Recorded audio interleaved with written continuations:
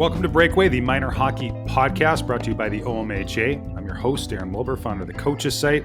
Riding shotgun with me, as always, is Ian Taylor, managing director of the Ontario Minor Hockey Association. Ian, how are we doing? Good, Aaron. Everything is good here. There's a lot going on. There's a lot of hockey going on. We're watching a little bit World Cup. It's good. It's good. Things are good. Well, I know that you're a football guy. When I say football, I mean the real football. Yeah, footy. Yeah, footy. We're gonna get into all the hockey talk here in a sec. But who's Sure. your pick for the World Cup? Oh, my pick to win? Yeah. Ooh. Gosh, I'm not sure, to be honest with you. My team is Scotland, and they didn't they didn't advance. You've got Canada, obviously, so we're hoping they do well. Yeah. I don't know. Brazil was really good today.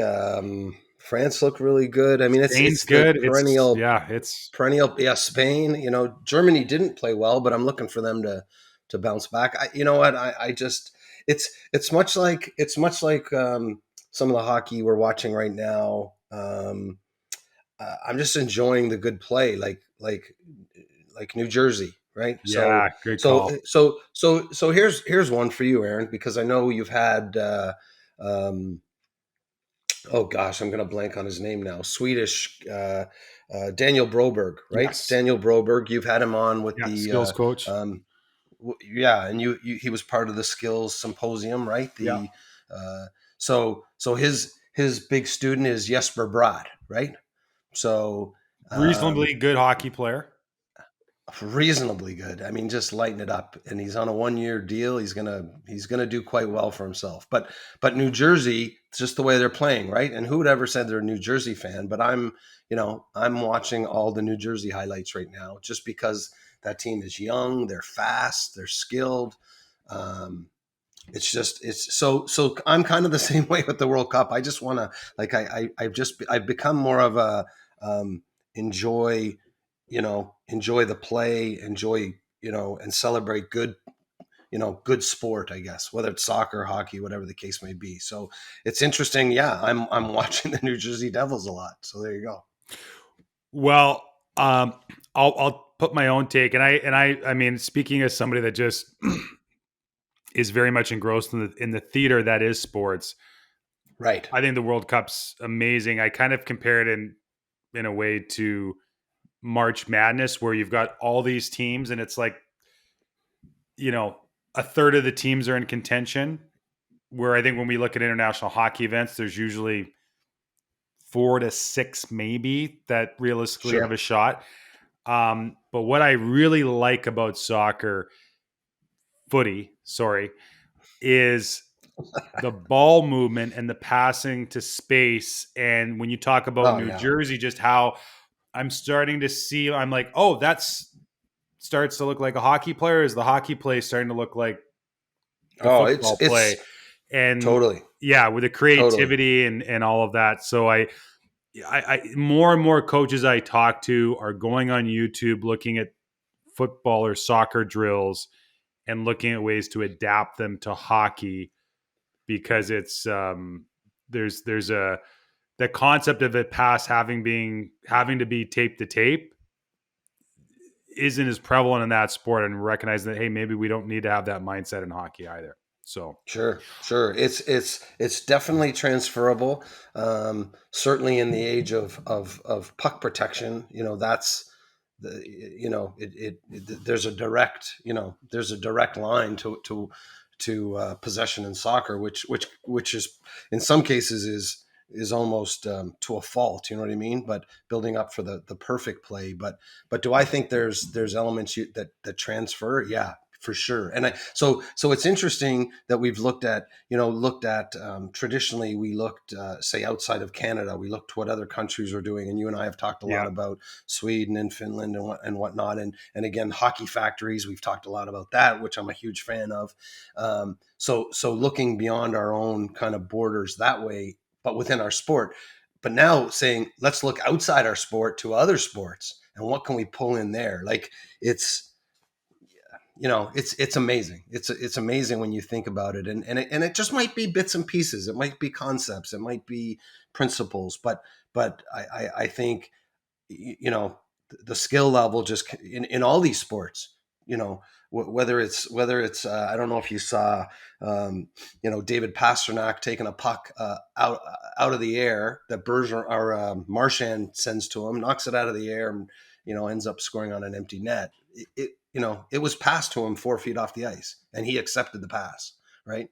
And the way a soccer player takes a ball that's been kicked 50 yards and it's just dead on his foot. The Brazil goal today. Oh my God. Right. So the skill level across sports is just keeps growing. So why wouldn't we try and pull whatever we can from every sport? It's so cool. Well, I'll just wrapping up on the soccer football piece. I saw the goal, yes. and I know the player that scored it is like the Wayne Gretzky or Sidney Crosby of their sport, and I don't know who he is other than I know he's the guy with the bleached blonde hair.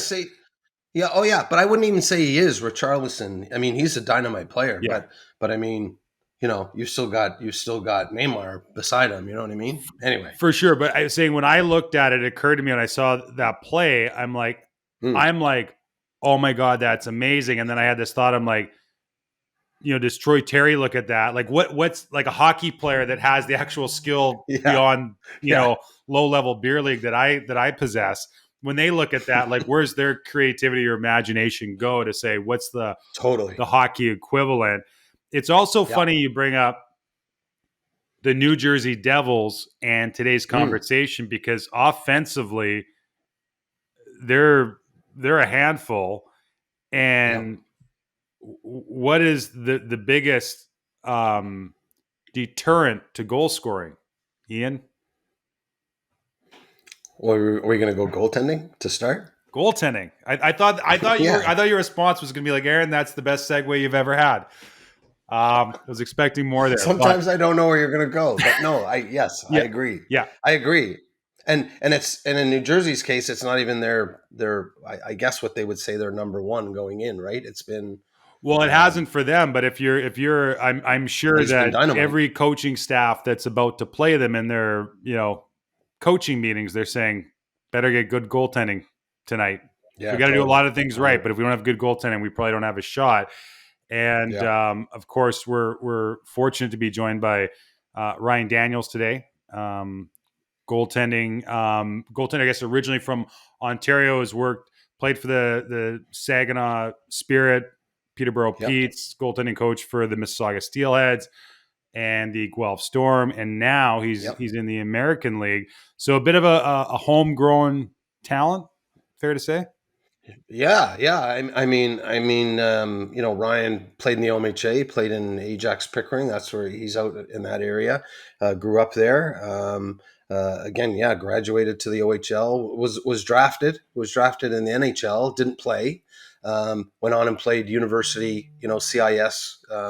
Hockey, which we all, you and I both know is a high level of hockey, underappreciated at Wilfrid Laurier here in Ontario, and then after he graduated, got into both goaltending coaching, but he was involved at the tier 2 level.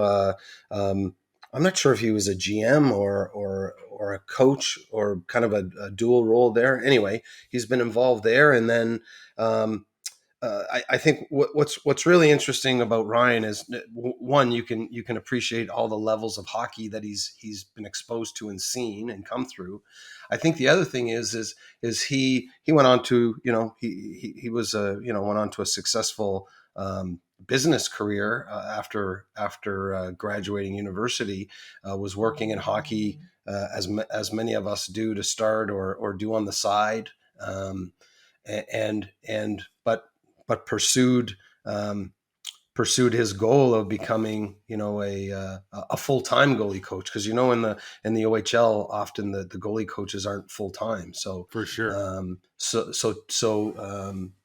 pursuing that goal and then landing a spot with the Dallas Stars AHL team, the Texas Stars. So I mean, so not only has he seen a lot of hockey, and I think that's what we're going to jump into with him today, but also just his pathway of um, um, playing hockey and pursuing education, going on being a successful businessman, but also pursuing this desire, this path um, to work in the game, which is really really cool. And yeah. So I'm really glad he could jump on with us. Well, I love the talks that we have with OMHA alumni, because I think, just, in case in point, Ryan, like, what a great example Oh yeah, for all the, players and parents out there.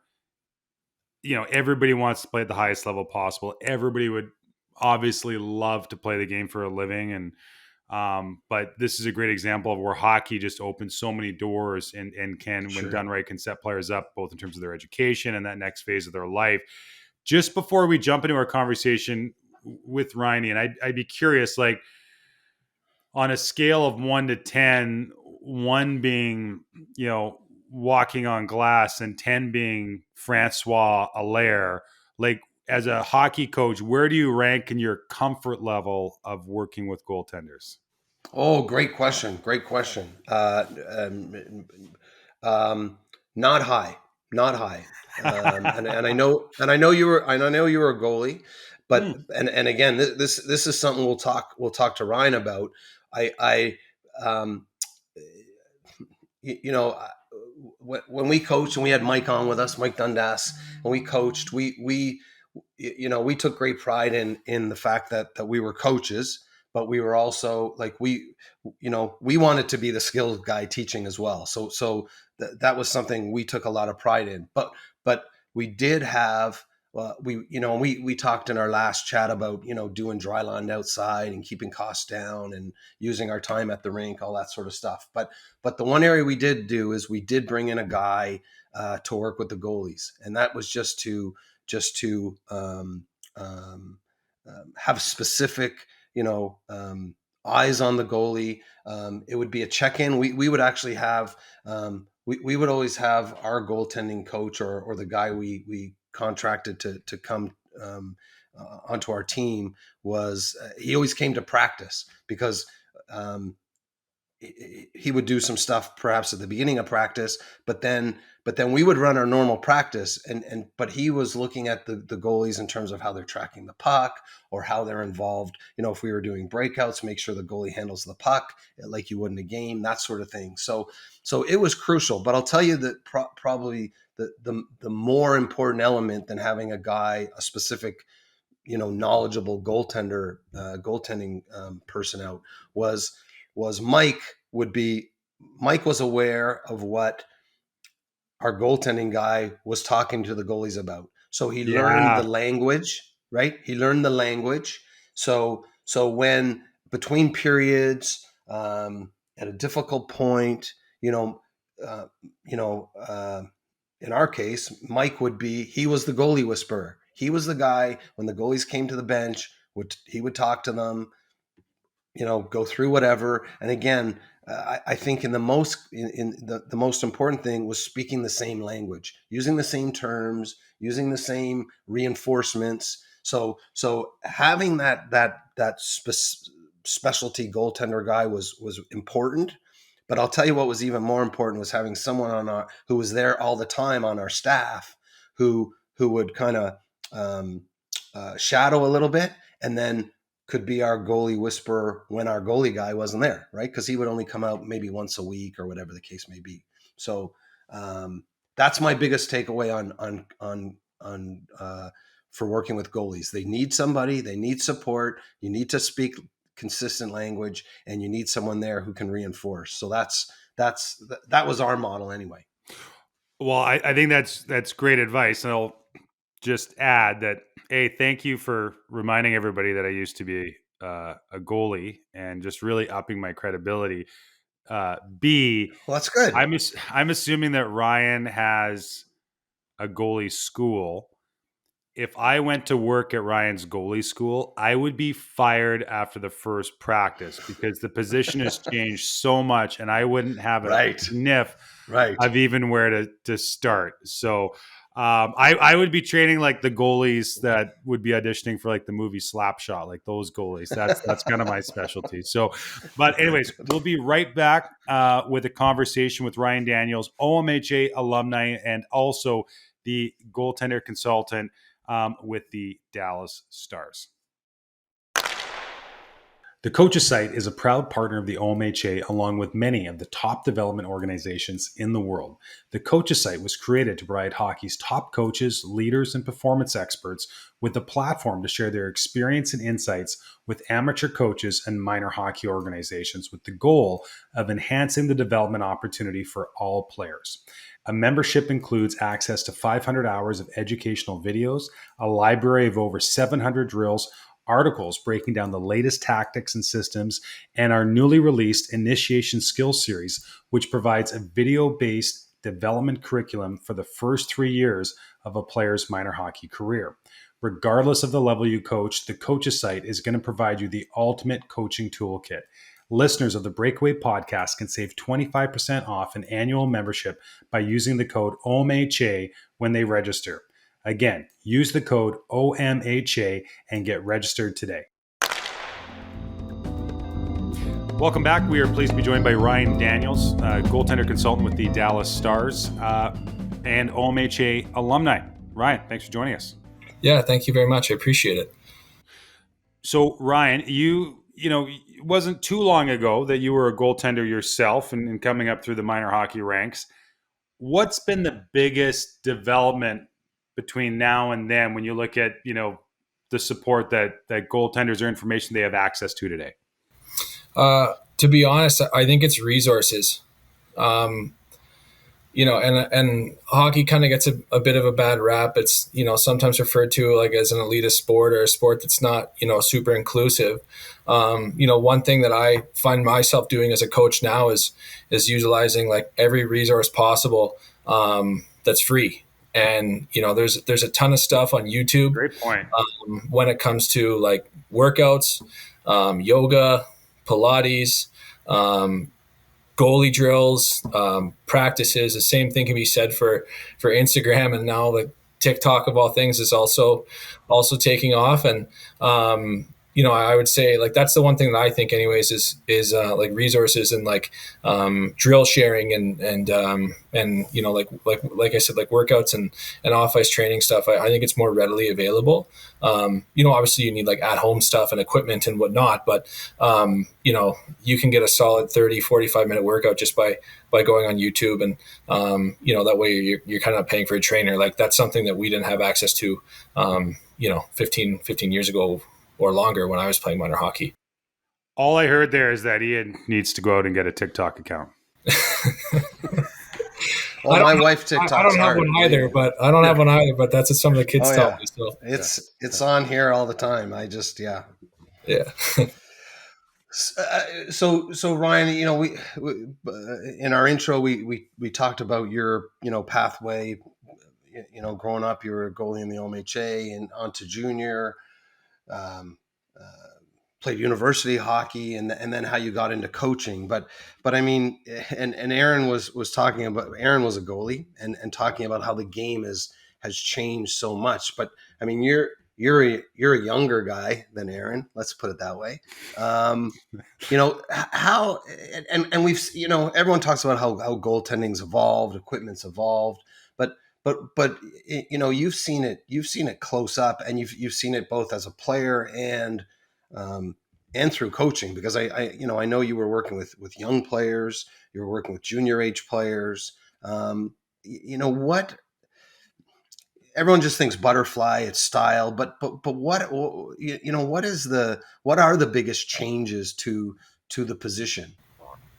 Well, I think like now I would say that in terms of like goaltending style and whatnot, there's a heavy emphasis put on skating and edge work.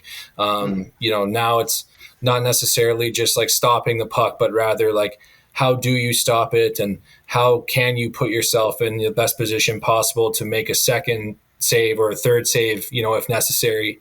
The game has changed a little bit now too, just in the sense of like, it's a lot of like controlled possession entries.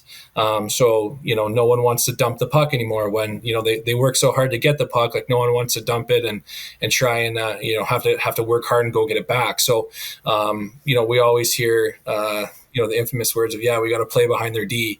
We got to play fast. We got to play behind their D. Well, playing behind their D is like below the dots, below the hash, and sometimes below the goal line, which is now the infamous reverse VH, that drive all the coaches crazy when goals are going in short side. So I would say those are probably some of the bigger changes. Now it's not necessarily just about the first save. It's like, you do have to worry about the second or the third. Like at the end of the day, it does still go in the net and it still goes on the scoreboard, right? And I would just say too, especially from a goaltending position, is a lot more, it's a lot more inclusive, not necessarily like at the minor hockey league level, but now you see it's not almost mandatory. It is mandatory at the pro level to have goalies handling pucks and disrupting forechecks and starting breakouts and transition. That's something that wasn't present years ago in that sense. Aaron, I think about for our minor hockey coaches, just some of the things that Ryan talked about, and obviously goalies want to stop the puck, but the two things that jump out to me, I mean, one, talking about the importance of skating, edges. The days of the young player who maybe is the weak skater, so he goes in goal. One, I think that's over. Two, coaches have got to. It can't simply be the rest of the team is doing some skating and we're just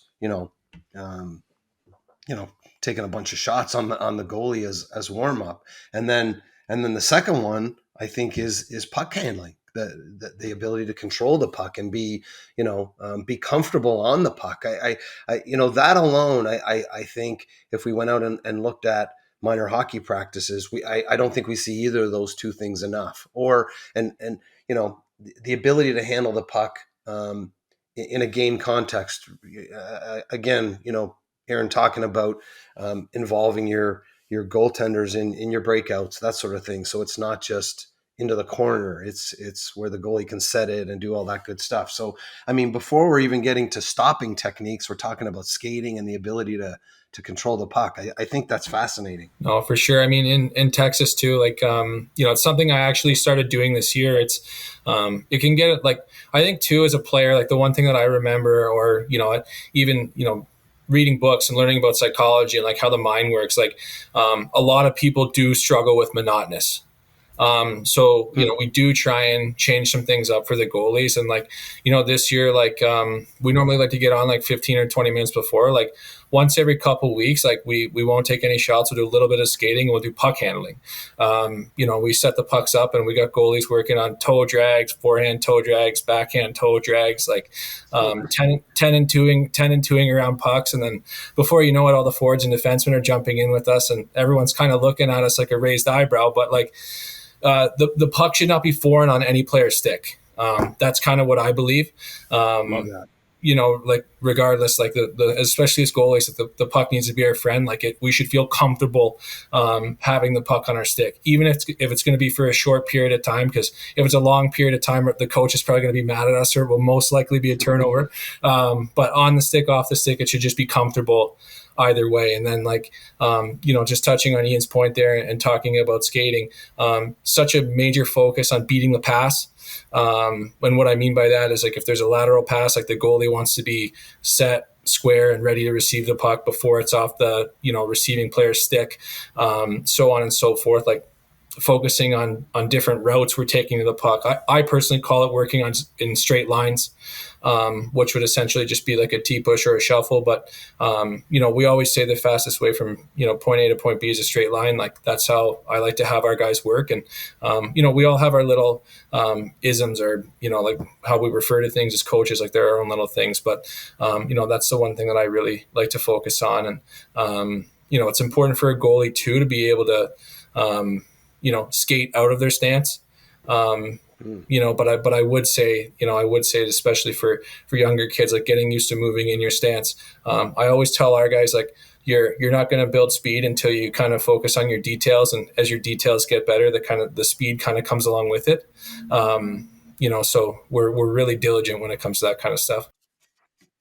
I think just one thing that jumps to mind. I mean, one, what a novel concept that we'd have, a fun game to start practice. Having the goalies on a circle or whatever. And Aaron, we were talking about footy earlier, and how things cross over. We've talked about rondos before, that sort of stuff, where, you could have the players doing some kind of rondo or monkey in the middle, whatever the case may be. And on another circle, you've got the goalies, doing exactly what Ryan's talking about, backhand toe drags.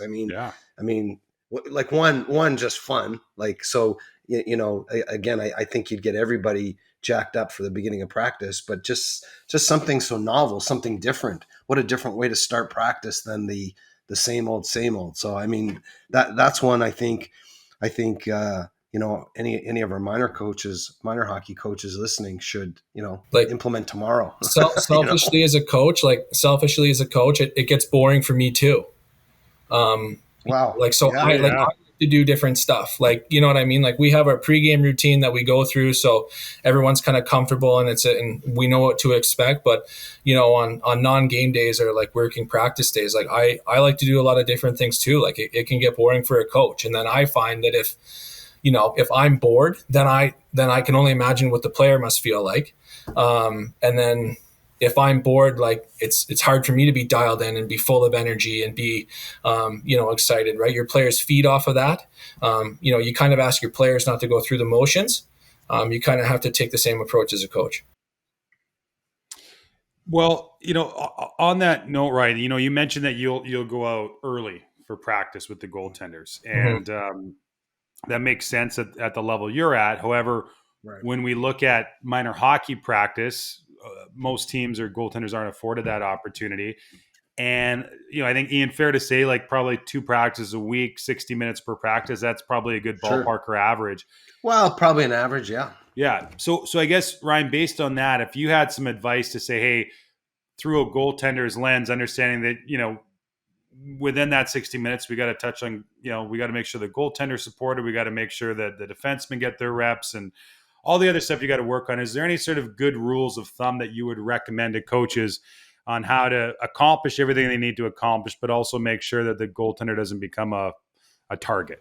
Yeah, absolutely. And that's a great point too. Like, I'm new to pro. It's only my second year. And, as much as I spent some time in the Ontario Hockey League, like even in that level, like you have kids who are coming directly from high school and then like getting on the ice. Like we don't always have morning ice or like pre-practice ice in the Ontario Hockey League either. And I know that, minutes are at a premium, especially when it comes to minor hockey and practice facilitation and ice time availability and stuff like that.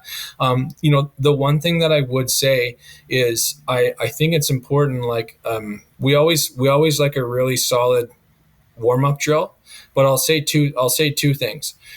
The first thing is like most of the time I would assume anyways, depending on mom and dad and their schedule, but like when I always say to my guys, like when you step on the ice for practice, like we don't just stand there and get hit in the leg in the first shot and not make a save the way we want to make in the game. So I would say number one, like if you're getting to the rink 30 to 60 minutes early in preparation for practice, like absolutely hang out with your teammates, have fun, talk about what you did at school, whatever it is you're doing, Fortnite, video games, but like be ready for the start of practice. Like get your body ready for the start of practice. If you're doing hand-eye coordination drills with a bouncy ball, like do that. If you got to do a couple sprints or dynamic warm-up or whatever it is, like don't just come to the rink and sit in the room and put your gear on. Like when minutes are at a premium, it's important to be ready to go from the first minute. And then the second thing I'll say is like, sometimes it can be tough to get a warm-up drill that also has purpose for a forward and a defenseman or a skater than a goalie. And that's one thing that I'm really cognizant of. But we can also, do like offensive zone entry patterns that are essentially like wide drives where we can build in like pre-shot movement for the goalie. The goalie doesn't just have to stand there. I think that is a little bit of an onus on the goaltender as well. And like I said, a little bit of pre-practice preparation. Like, if you have a shot that's going to be coming in on a blocker side entry and you have time, start on your glove side. Grab some ice, drift back, T-push over to the right, get set, get ready for the shot. Sometimes that doesn't always happen, but goalies don't just have to stand there and be targets either. They can work on stepping out off their post and challenging. They can work on stepping out to their feet from their post, like if they were in a reverse VH, either or. Like, there's always pre-shot movement a goalie can do if they have enough time in between a whistle or a rep shot against cadence.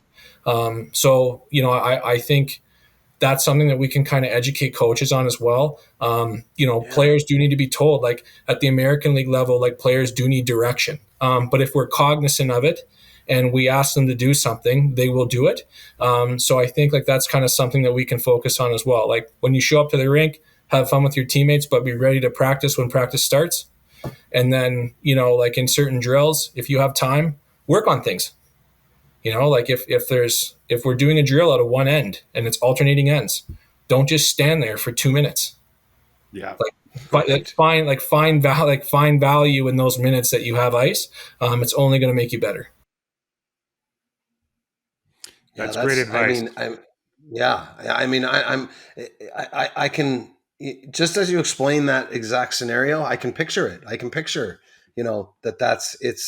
it's idle time, right? Whereas, I used to do it. Like I used to stand there. Like I was one of those kids, right? Like I used to stand there. I was definitely an idle goaltender. I think that was kind of my superpower. Right? Yeah. We need our rest. Practice is hard. It's geez, like how could we ever get through it, right? But now as a coach, I'm allowed to tell kids like, hey, you should be doing something all the time. So like that's just kind of something that I really picked up on. It's just like that downtime, right? Like that downtime in practice.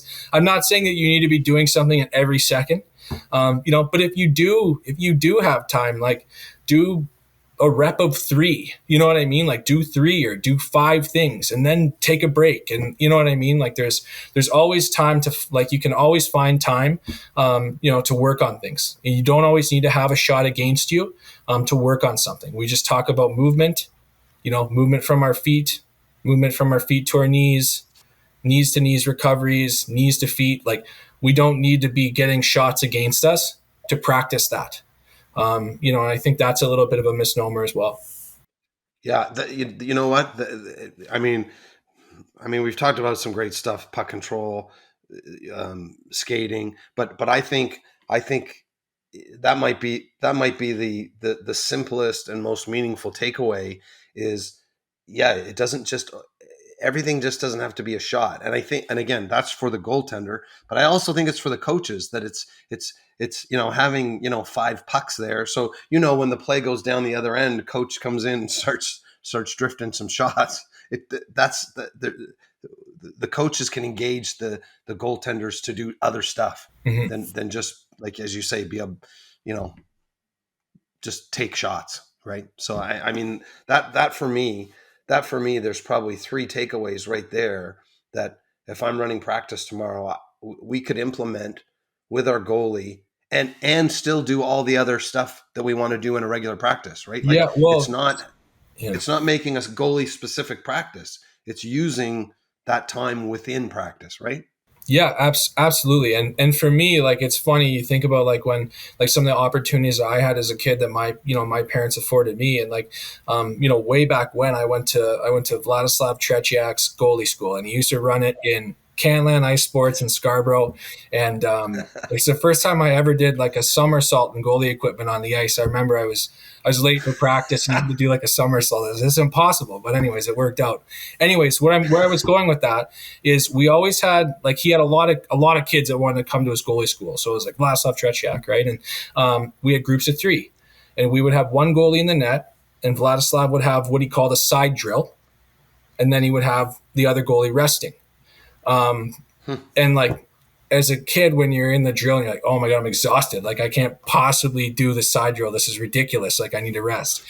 That was something that he kind of had. And like, there was no shooters in the side drill. The side drill was the crease movement that was required for when you were in net taking the shot. And it's crazy, like what you remember when you're like 8, 9, and 10 years old. Like now I'm 34 and I still think about that. Right. And it's, but yeah, like you can always find time, and you just have to find ways to maximize your time, regardless of fatigue. Hey, Aaron, how many times have we talked about terrace off and, the off-ice training? And we were talking about guys piggybacking, or they were carrying logs and stuff. Somersault goalie on the ice. I love it. Well, I went to the Vladislav Tretiak goaltender school as well. Alumnus. My recollection is like, I still remember this. The first interaction was in dryland. I struggled with the somersaults, to be honest with you, Ryan. Who did? But I can remember the first interaction with, and of course you're a kid and he's larger than life, and he shows up. It was a dryland setting, and he calls us all in, and from an absolute standstill, does a front flip. And we're all like, Jesus. Like, that might have been his claim to fame, because I remember seeing that too. And I don't know if we went to camp together. Like maybe we were in the same group. I have no idea. But I was the one that took the option on the side drills, Ryan. So did I. Yeah, we had so much in common. Yeah. But so in all seriousness, so I've got a 4-year-old, and he's about ready to. He's doing skating. Really likes hockey, and so we're getting ready to start like a U6 program. And of course, he's fascinated with goalies. That's because my biggest mission in life right now is for my son not to play goal. Right. And so I have, it's a 2-parter. One, at what age would you recommend that goalies become full-time goalies? Because we work a lot with, say, like the Finnish Federation and programs where they produce a lot of great goalies, and they're like, no, we don't really get them into like, full-time goaltending until they're probably in U11, maybe even U12. 10. Yeah. And so that's the first part. And the second part is, and maybe this is more for minor hockey associations, what can they do to maybe bridge that? Let's be honest. If your kid's a goaltender, it's a big investment. Like, what can they do to sort of allow kids and families to dip their toe into the goaltending water before having to go in head first? Yeah, absolutely. I mean, it is cost. It can be cost prohibitive. I'm sure my parents would love to tell you. I'm sure I don't even know what they spent, but I do know that equipment. I know equipment used to last a heck of a lot longer many moons ago than it does now. To answer your first question, like just about your son and like getting started, I mean, like I think like that's the thing. Like all the kids love the equipment. You get to design your pads. Like maybe you're fortunate enough to get a painted helmet. Like I never was. Like that's it's not a big deal. But you kind of see like these larger than life, figures, and everything's like custom, right? And it's yours. And I would say it's important for kids to try. I think it's beyond important for kids to try. I would say not to glue them in there. Like don't make them a goalie. How I became a goalie was our team didn't have one, and I was pretty good at it. I also, my father will tell you, had more of a defensive mindset. I was not a puck chaser. So for me, like, yeah, exactly. So for me, like the position kind of made sense and it worked out. But I do think it's important to kind of rotate. Like you can kind of get stuck back there, and sometimes it cannot be very fun. I mean, like I know now, especially in Canada with minor hockey, and there's been a lot of development, globally with like small area games and like half ice stuff and in zone stuff. That you're going to learn the most and you're going to develop the most when the puck is on your stick the most. When you're skating around the most, like if you have the puck on your stick more and you get more touches, you're going to be better with it. If you're skating around more, you're going to be better on your edges. And as a goalie, like unfortunately, it's a stationary position for probably 90% of the game. And I don't think we want to do that for young kids. I do think it's important. I do think that's important to try. There's the cool factor, number one. Number two, you have to find out, like if you're afraid of the puck, like you have to realize it's not going to hurt if it hits you. so on and so forth. But I think it's important to kind of rotate. I'm not really sure, like at the minor hockey level, how we can kind of get more involvement. I mean, I know that it obviously comes through equipment, and I think that that's something that like organizations are probably going to have to work on, like whether it be through sponsorships or fundraising or whatever. But I do think it's important for all kids, honestly, to play every position. Like, you don't know what you love. You know what I mean? Like you really don't know what you love. You don't know what you don't know. Like if someone's dad's like, oh my God, like, Curtis Joseph was my idol and I would love for my son to be Cujo, and he's 6 and he's going to play goalie. Like, maybe he would have been a really great right winger. You know what I mean? Like, sure. You just don't know what you don't know. Like, just don't pigeonhole your son or daughter. Like, give them a chance to figure out what they like, find out what they're good at. Let them be a kid. Like, no one's making the NHL when they're 10 or whatever. The second part of your question, like, when do I think that kids should play goalie full time? It's changed a lot. Like, I can tell you that I started playing goalie full time when I was 6. So I'm encouraging everyone not to do what I did, despite it working out for me. It probably wasn't the right thing, but like, things have changed. Like, things are like a little bit more progressive. Like, things are more available now. For me, like, I do agree. Like, probably 10 years old, I think is fair. Like, probably 10 or 11. I think it's really important, like, to develop the skating technique and the edge work and being strong on your skates, and working on your balance. And, like I said, just being able to touch the puck and skate around and have fun. Sometimes when you're a goaltender in practice and you're young, we all love watching the Timbits come out and do the shootout. I mean, half the time the goalie just stands there and he doesn't even get a shot during the game. Right. Or he'll get like, you know what I mean? Like, they just kind of stand there, and sure, it's fun, but like, so is involvement, so is touching the puck, like, so is being around it. And I would just encourage that. Like, don't lock your son or daughter into a specific position, especially goalie. Allow them to develop a passion for it, and you're going to develop a passion for it over time, just like you would anything else. Well, I'll just add, and I hate to be the goaltending Scrooge in the conversation, but if any other parents are in my predicament, another strategy that I have found has worked is when my son goes out to play road hockey with the older kids and puts his hand up to play goal, the older kids kind of take it easy on him. I'm like, no. Like, just like tee it up, like, make sure he feels it, and, try and steer him in the right wing position.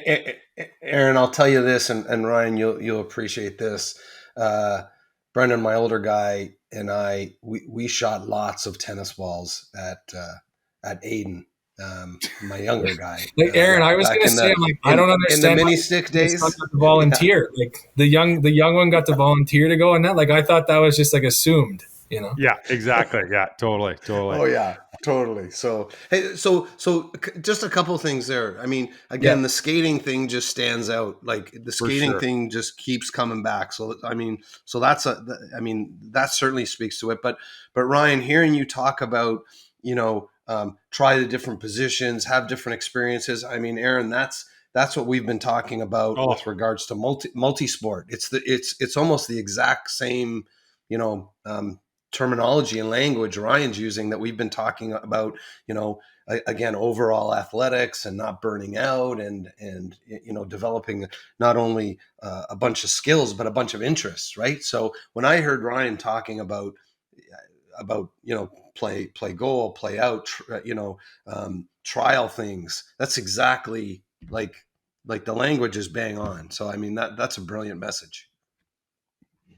Well, I one thing I've come to appreciate, and you kind of touched on it, Ryan, with the the warm-ups that the goaltenders can go through. Like, is it fair to say that the position just overall has become so much more athletic? Like, it's incredible. I mean, when you watch some of the saves that get made, I wonder sometimes if it gets lost on people that just, like, the physical mechanics of getting across that quickly, the way your body's manipulated, like, somebody off the street. I mean, and this isn't trying to be funny, but like, you tried that, you'd probably be, walking funny for a couple of months, So how much of, from a development standpoint outside of the ice, like, is there any other sports that aspiring goaltenders can play, any other drills they can be doing to sort of develop that athleticism. Because I do sense all hockey players have to be good athletes, but I think it takes probably even a more well-adjusted athlete to excel as a goaltender.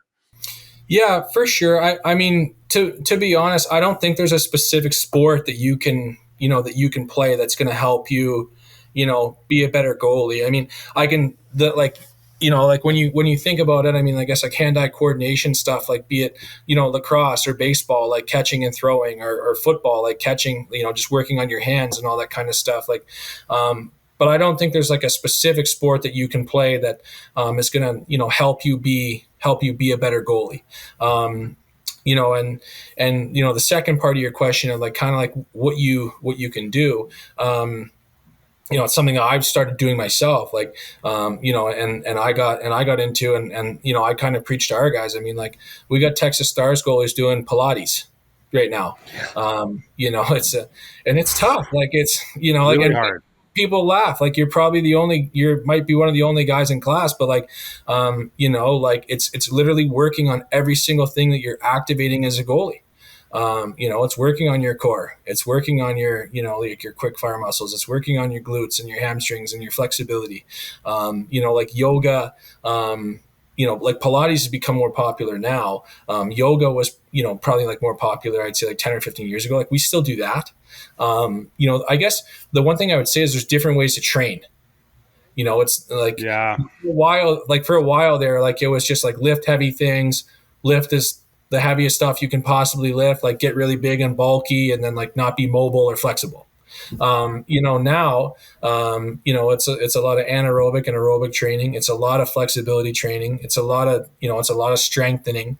It's not about being the biggest guy now. It's about being the most durable, and being the most flexible. And I guess, like, to answer your point about like the average person playing the position, I can tell you that I put the pads on for the first time in 3 years at American Hockey League practice last week, and I did pretty well. I think I surprised a few people, and I was really riding high there for a bit, and then I sat down for 15 minutes after practice, and I honestly felt like I had 2 tennis balls in my groins, and I was like stuck in the chair. I had to get the Theragun out to try and loosen myself back up. So, oh man. Yeah, it was, like it is tough, and it's all about preparation. But yeah, like I said, it's just the way that you train. We train differently now. It used to just be about lifting and running. And, now it's about stretching and flexibility and durability and hip mobility, and all that kind of stuff. So, types of workouts have evolved, times have changed. And like I said, the coolest thing about those is you literally, all you need is a mat. You literally need. Great point. And you can probably get like access online too, I would think. Like, yes, like go on YouTube. Oh, sure. It's unbelievable. Like, I don't understand why people give away their content for free, but they do. And like, go on YouTube. Like you can literally do a Pilates class a day or a yoga class a day, and like, do it in your basement and watch it on your phone or your iPad or your computer, whatever it is. You literally need no equipment. You just need to bring yourself. Yeah. I mean, because you mentioned Pilates and yoga off the top, and I'm glad you brought it up again. So certainly I would think, maybe our older minor hockey goalies could certainly access both of those. But Aaron, we've talked about your young guy, and I think you were talking about him being in a it's a gymnastics class, but really it's a movement class, right? Yeah. Like so now you're talking about your ABCs, agility, balance, coordination. We're talking about that, about just developing those movement skills. So I mean that's available too. And it's something I don't think historically we wouldn't think of doing. But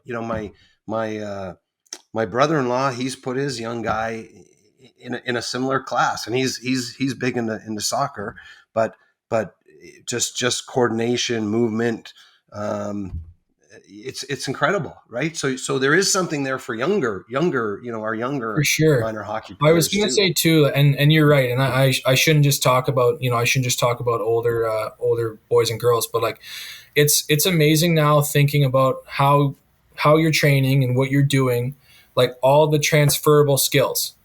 Right. Even if you play soccer, that's footwork and coordination and Yeah. balance and agility and, like cardiovascular training. It's like there's so many transferable skills that, hockey can give to baseball and baseball can give to football and, golf can give to tennis and so on and so forth. I mean, like, it used to be like a really like narrow minded way of thinking.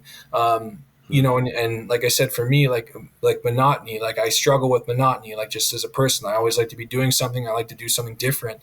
And you didn't really used to think that,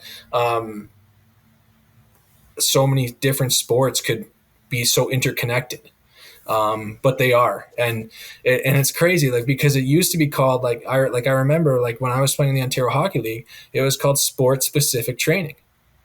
Like when you went to the Right. gym, it was sport specific training, and it's like, and like that's what does that even mean, right? Like, it's like you're only training for one thing, like this, whatever you're doing, a forward lunge, it's only applicable to Yeah. hockey, not baseball or something. It's crazy, right? So, yeah, there's a lot of different things, that like young boys and girls can do, like adolescents, teenagers, so on and so forth. A lot of things are transferable, but like I said, like it's there's a lot of different resources that you can use that are free. And just go outside, be active, play with your friends. Like it's everything, every little thing. It's incredible to think now that every little thing can make such a difference. Ryan, obviously the athleticism is perhaps a little bit unique to the position, but I think the other thing that's really unique is the mental part of the game. Mm-hmm. And obviously, a kid could go see a sports psychologist, which it's another expense, and that I think almost in some ways signals to a kid that they need to take the game more seriously than they may want to. But I remember it was Braden Holtby. There's a great video online with his goalie coach with the Islanders, Mitch Korn. Oh, Mitch Korn. And he talked about like one of the exercises he had him go through was, he would take the water bottle behind on his net and he would watch the droplets of water come off it. And he would just focus on that as a way to kind of, I guess, get his mindset. I mean, you could probably speak to it more than I could, but can you recommend any other strategies for young goaltenders to work on the mental side of the game? Yeah, honestly, that's a great question. I have a lot of respect for the psychology and the sports psychology position. Profession, not position, sorry, profession. The one thing that, kind of amazed me, and I'm not saying that it's not valuable because I absolutely believe that it is. But the one thing when I was in the Ontario Hockey League and, we'd be going through a process of scouting and doing our due diligence for the draft, was the amount of kids who were using sports psychologists. And I was personally shocked by it. When I played, like, that wasn't a very prominent resource for me. In terms of, in terms of like doing like mental practice or any sort of thing like that. I mean, specific drills, the one thing that we kind of like to focus on is breathing. Breathing, like breathing techniques, especially under stress. When your heart rate gets up, you start to, you breathe quicker. It's tougher to keep your concentration. So, one thing that we do here is like we focus on our breathing techniques, and under moments of stress, or, stressful seconds or moments of stress, or just, periods in our life where we're not stressed, regardless of what's going on, we want to be able to have that same approach to our breath. Because then that allows us to maintain the same amount of focus. So I would say that that's probably something that, that would be, again, something you could probably do a little bit of personal research on. I know there's a couple of apps and stuff that are a little bit prominent with that. Something for sure to think of that's probably not necessarily super expensive. I can tell you too, like looking back at my career, I would have probably greatly benefited, from the help of a sports psychologist. I think, like looking back, like probably I was not probably was a little bit like I was definitely OCD, and I got I was the epitome of someone. Welcome to the club. Oh my God, yeah. I was the epitome that like someone would like. I had to have my routine, and like I had to do this, I had to do that, and that is just the most detrimental thing. Like, don't get away from that. Stop doing that. It doesn't matter what you eat before a game as long as it's healthy. Like you don't have to do a certain amount of jumping jacks at a certain amount of time or whatever. It's like I would just say like try and get out of your own way on that one for sure. But breathing techniques are huge. And it helps like when you're, what if it's 6-on-5 at the end of a game, you have a 1-goal lead, or a 5-on-3, sustained possession, 5-on-3, 5-on-4, whatever it may be, like any moment in the game, like a breakaway, a 2-on-0, a 2-on-1, like, if we can have our heart rate be fairly moderate and fairly the same and have our breath under control, it allows us to maintain our focus and feel a lot more comfortable in there. And we don't feel stressed. And that's how we eliminate mistakes. That's cool. This week, I heard a quote, and Aaron, we were talking about the New Jersey Devils being off to such a hot start, and but it was interesting. Lindy Ruff had a quote talking about because he has a very young team, youngest team in the NHL, I think, right now, and talked about coaches need to shut the computer and get to know their players. So I just thought that was a very interesting quote, and in the realm of analytics and how much video, and Ryan, I know how much video you guys consume. It's incredible. But so one, there's that comment. So get to know your guys, and that reminds me of something that my son Brennan told me, Ryan, when you guys were in Mississauga, and that was either you'd gone out to lunch with your two goalies, or you guys grabbed dinner, and it was just time that you had, with them, kind of camaraderie. I think, seeing where they're at. I mean, I'm sure, as you were grabbing, whatever to eat, you weren't talking about reverse VH. You were just talking about, right. You were talking about those guys, where they're at in their season. I'm sure how's school, and any myriad of things. So like, talk a little bit about that. 'Cause I think there's the whole, both the psychology, but the human element. And I know minor hockey coaches aren't going to be taking their goalies out for lunch, but they can talk to them, right? Absolutely. Yeah. It's crazy. It's weird. It doesn't make me emotional talking about it, but it makes me like it really helps you like reminisce on some of the conversations that you have with kids and what you learn simply by asking the question. And for me, one of the things that I remember, or not that I remember, but that I preach to my guys at the beginning of the season when we have a meeting. We kind of have our one-on-one. And for me, my number one thing as a coach is to remember the human element. We are human. We make mistakes. Nobody likes to get yelled at. Nobody likes to get bad news. Like, remember the human element. When you're dealing with anybody, it doesn't matter what they are. If they work in customer service at Starbucks or Tim Hortons, if they're a hockey player, a baseball player, a teacher, like, they're absolutely human. Make sure that you remember that you're talking to a human, not an athlete, not a goalie. You're talking to a human. As far as that kind of stuff goes, I mean, some of the things that, it's weird, and I won't name names, but, we had a goalie on our team, and he was just like, for 2 weeks, he was terrible, like bad at practice. He's kind of like acting out, he wasn't playing very well. And like, finally I took him aside. I'm like, what is going on with you? I'm failing math class.